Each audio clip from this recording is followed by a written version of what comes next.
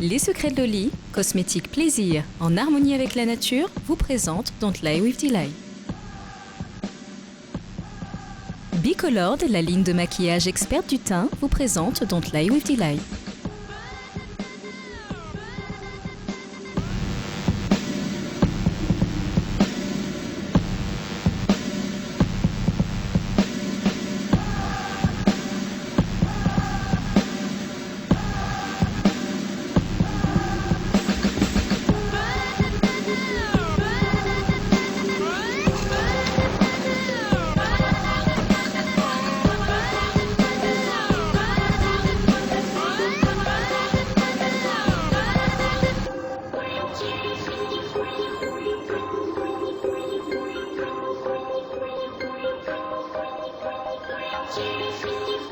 Bonjour à tous et bienvenue dans votre émission Don't Lie with Delight.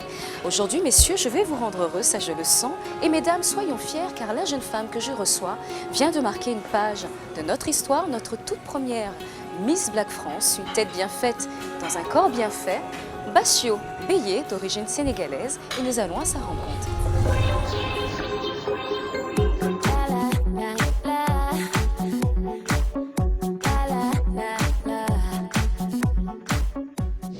Bonjour Bassio, comment ça va? Ça va bien, merci. Tu es prête? Oui.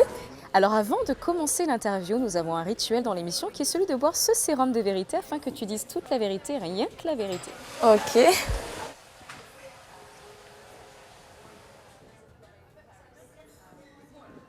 Ah, il est beau.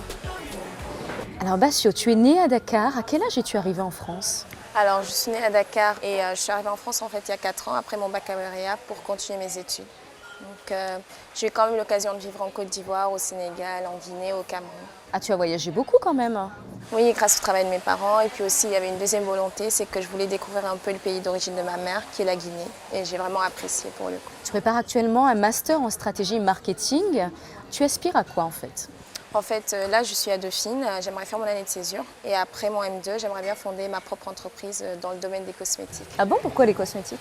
Parce que pour moi, c'est un domaine qui me passionne aujourd'hui. Et j'ai remarqué que nos mamans, nos tantes, elles ont toutes un petit peu des secrets qui viennent de leur grand-mère, mais qu'elles n'ont pas forcément couché par écrit. Et j'aimerais bien un petit peu mixer tout ça et réaliser ma propre marque. D'ailleurs, ça tombe très bien parce que tout à l'heure, je te poserai la question sur tout ce qui est domaine beauté et cosmétique. Ça tombe très bien. Alors, à tout juste 22 ans, tu es la première Miss Black France. Qu'est-ce que cela représente pour toi?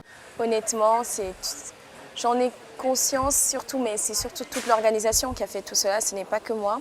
Et j'ai vu en fait qu'à travers toute l'organisation, à travers le défi des candidates, on a tout su par l'élégance, la prestance, véhiculer une belle image de la femme noire. C'est des candidates qui étaient intelligentes et aujourd'hui, j'espère vraiment contribuer à une meilleure connaissance de sa diversité. Et qu'est-ce que ça représente pour toi d'avoir remporté ce titre? Une énorme fierté. Franchement, c'est juste génial et j'aimerais vraiment contribuer à une meilleure connaissance de cette belle femme. Tu as été sélectionnée parmi plus de 1000 candidates. Comment se sont déroulées les étapes du casting? Alors ça a commencé en fait en août. D'abord, c'est le média par excellence qui m'en a parlé, Internet. J'ai postulé. Il y a eu une première présélection en août et après, je suis revenue pour 2 autres sélections.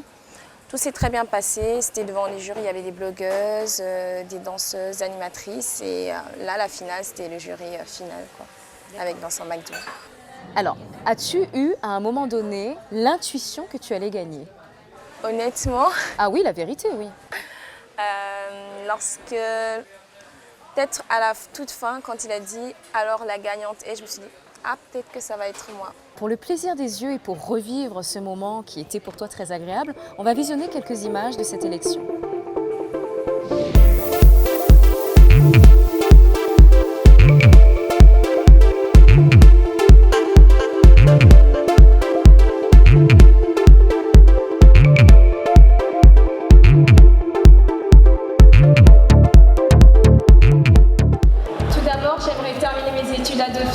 Décrocher le Master 2, qui est assez difficile.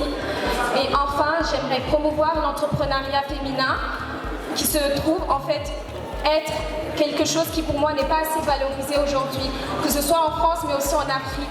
Pour moi, toutes nos femmes, toutes nos mères, toutes nos sœurs sont des femmes d'affaires. Et vous pouvez l'entendre à travers Absat aussi, à travers la dirigeante de Coloris, à travers les journalistes.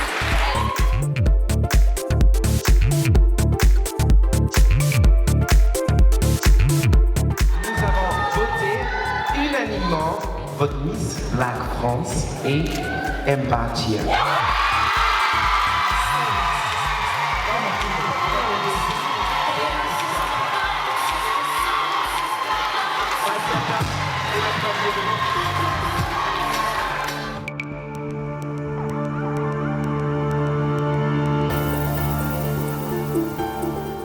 Merci pour votre soutien, merci pour tout, je vous remercierai jamais assez.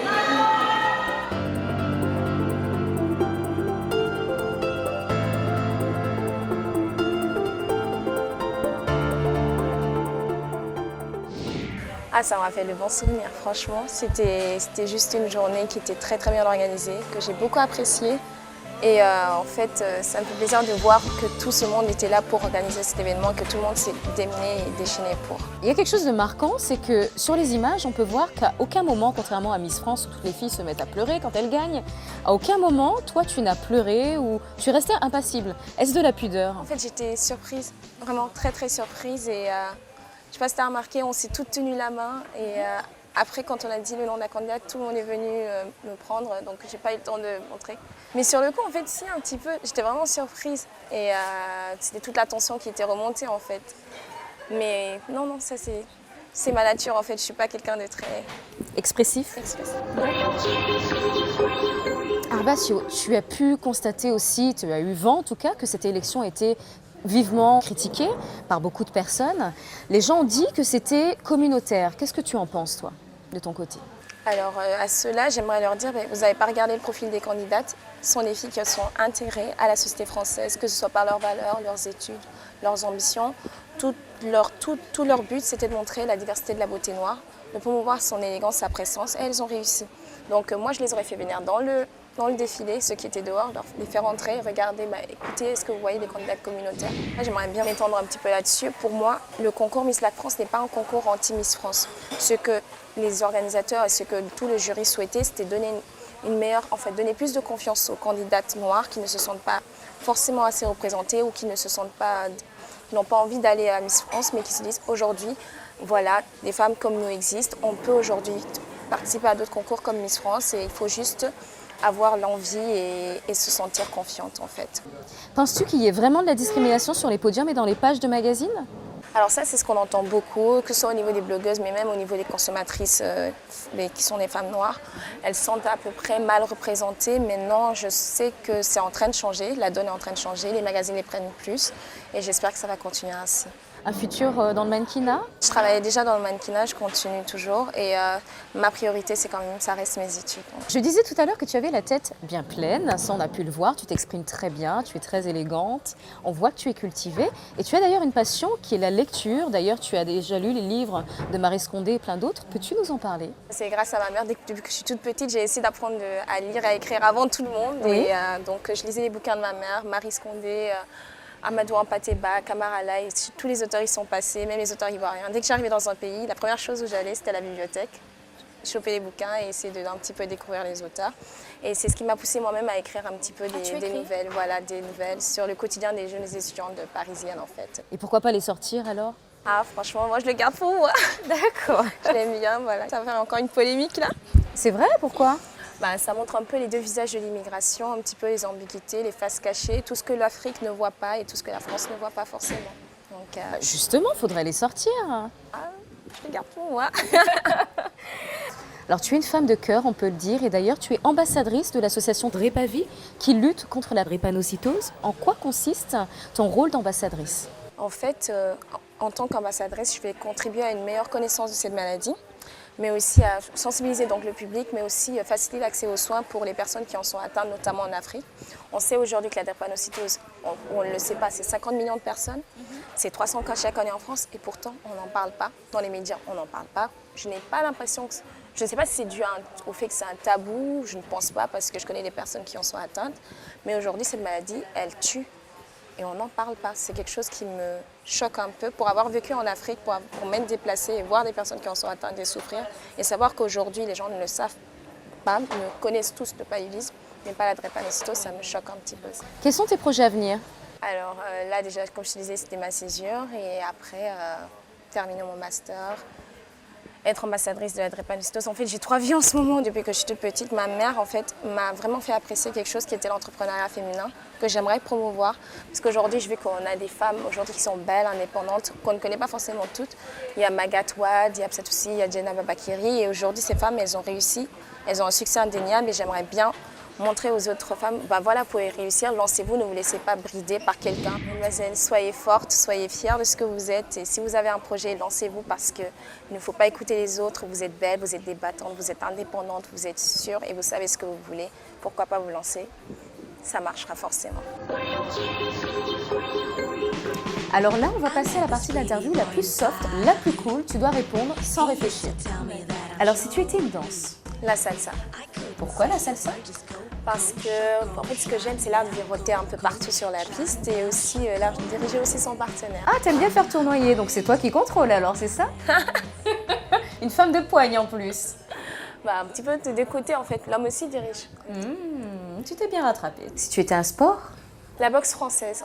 En fait, j'ai commencé ça cette année. Il fallait choisir entre le golf et... le golf, ça ne m'attirait pas trop. Et la boxe, en fait, j'ai appris qu'on pouvait être très, très fine, mais que notre corps, en fait, il cachait bien de la force. D'accord. Pour le coup, en fait, c'est une maîtrise de soi, c'est de l'agilité, mais c'est vraiment maîtriser ses coups et tu développes des tactiques que tu n'avais pas forcément, en fait. Si tu étais une star? Grace Jones. Un petit peu pour son côté androgyne. Elle a l'air d'être un petit peu féline, en même temps d'être très, très classe. C'est ce que j'aime bien chez cette femme, en fait. Mannequin ou femme d'affaires? Femme d'affaires. Moi, j'aimerais bien lancer ma propre entreprise et ce sera dans le domaine des cosmétiques. Alors, Bachio, tu es la parfaite représentante de la beauté et de l'élégance. Quels sont alors tes secrets de beauté? Peux-tu nous les faire partager? Alors, le beurre de karité, déjà, que j'aime bien appliquer, que ce soit sur ma peau, mais aussi sur mes cheveux. Et ça, c'est grâce à ma mère. Mais sinon, je peux te parler de l'huile d'argan. J'adore tester un petit peu toutes les huiles essentielles qui sont faites aussi. Franchement, avec les cosmétiques, je m'éclate, on va dire. Je peux voir un petit peu de tout et je teste un petit peu et je vois ce qui me convient le plus et je le garde. Et aussi pour le maquillage, en fait, la journée, j'aime bien avoir un petit peu un make-up qui est nude, qui montre un petit peu mon visage. Et pour le soir, tout ce qui est sorti, là, je m'éclate un petit peu à essayer un petit peu toutes les dernières tendances, les dernières touches, le rouge à lèvres. Mesdames, c'est pas parce que vous avez des lèvres qui sont pulpeuses qu'il ne faut pas les mettre en valeur. Éclatez-vous, le maquillage, c'est fait pour vous et c'est fait pour vous sublimer. Voilà. Si je te dis rendez-vous dans 5 ans? Côte d'Ivoire, Guinée, Sénégal, France, je sais pas du tout. Merci beaucoup pour ta simplicité, ta disponibilité. Je sais que tu es très occupée, que tu parcours tous les plateaux télé. En tout cas, merci d'être venue dans mon émission. On a pu voir que élégance rime avec intelligence, c'est vraiment appréciable. Et je te souhaite tout le meilleur pour cette année de règne, que tu vives plein de belles aventures. À très bientôt, je pense. Merci. Merci beaucoup. Le temps d'un au revoir, elle a gentiment accepté de me prêter son écharpe, histoire que je me prenne pour Miss Black France encore quelques minutes. Cette interview est à présent terminée. On se retrouve la semaine prochaine avec un nouvel invité. Merci de nous avoir suivis. À bientôt. Bye bye.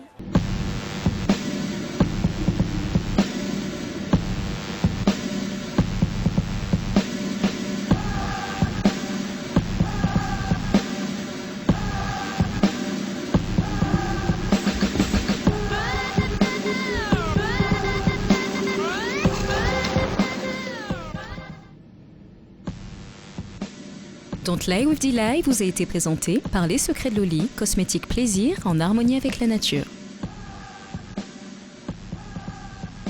Don't Lie with Delay vous a été présenté par Bicolord, l'expert du teint.